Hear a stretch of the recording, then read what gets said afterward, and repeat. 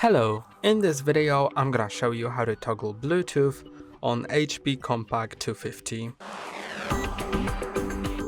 To toggle Bluetooth, click here on this control center and now you'll see the Bluetooth right here, and you can click on it to toggle it off or click on it again to toggle it on. If you don't see it, that may be because you have Windows 10, and I would suggest installing Windows 11 because the support for Windows 10 is ending soon.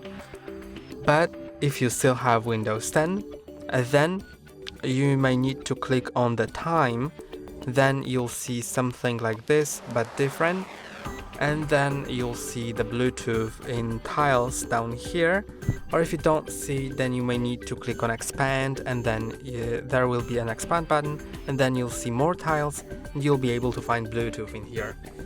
And that's all for today. Don't forget to like and subscribe. See you next time.